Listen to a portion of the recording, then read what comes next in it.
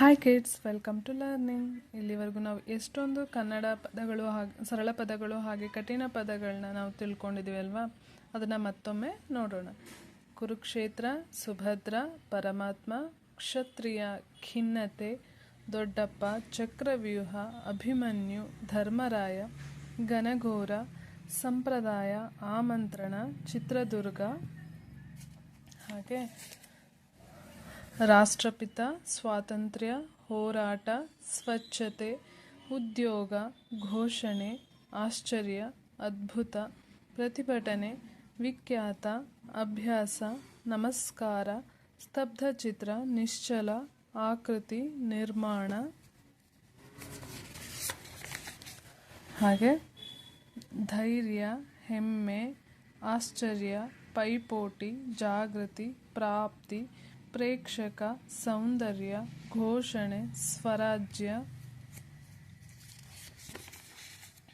ಮತ್ತು ಅತ್ಯಾಕರ್ಷಕ, ಉದ್ಘಾಟನೆ, ನಿಶಬ್ದ, ಸತ್ಯಾನ್ವೇಷಣೆ, ಸಹಬಾಳ್ವೆ, ತಂತ್ರಜ್ಞಾನ, ಆತ್ಮಾವಲೋಕನ, ಆವಿಷ್ಕಾರ, ಚಿತ್ತಾಕರ್ಷಕ, ಸತ್ಕಾರ, ಸಂಭ್ರಮಾಚರಣೆ, ಅಷ್ಟೋತ್ತರ,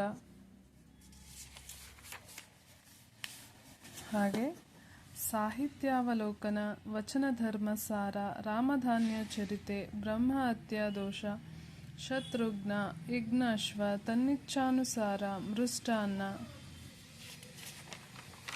ಮತ್ತು ಸ್ಥೈರ್ಯ, ಚಾರಿತ್ರ್ಯ, ಸತ್ಯಾಗ್ರಹ, ಬಹಿಷ್ಕಾರ, ಸಂಕ್ಷಿಪ್ತ, ಯಥೇಚ್ಛ, ಸ್ಪಷ್ಟನೆ. ಹೀಗೆ ಹಲವಾರು ಪದಗಳನ್ನ ಹೇಗೆ ಓದೋದು, ಬರೆಯೋದು, ಹಾಗೆ ಇಂಗ್ಲೀಷ್ ಲೆಟರ್ಸ್ಲಿ ಹೇಗೆ ಬರೆಯೋದು ಅಂತಲೂ ತಿಳ್ಕೊಂಡ್ವಿ.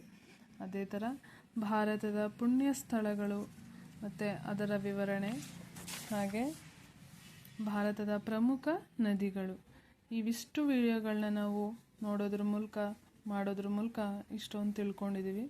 ಇದೆಲ್ಲ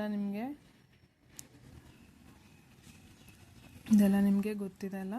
ಈ ಭಾರತದ ಪ್ರಮುಖ ನದಿಗಳು ವಿಡಿಯೋ ಮಾತ್ರ ತುಂಬ ಚೆನ್ನಾಗಿ ಓಡ್ತಾ ಇದೆ.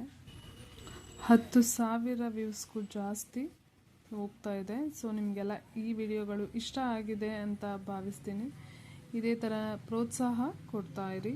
ಹಾಗೆ ವಿಡಿಯೋಗಳು ಇಷ್ಟ ಆದರೆ ಲೈಕ್ ಮಾಡಿ, ಶೇರ್ ಮಾಡಿ, ಹಾಗೆ ಸಬ್ಸ್ಕ್ರೈಬ್ ಮಾಡಿ.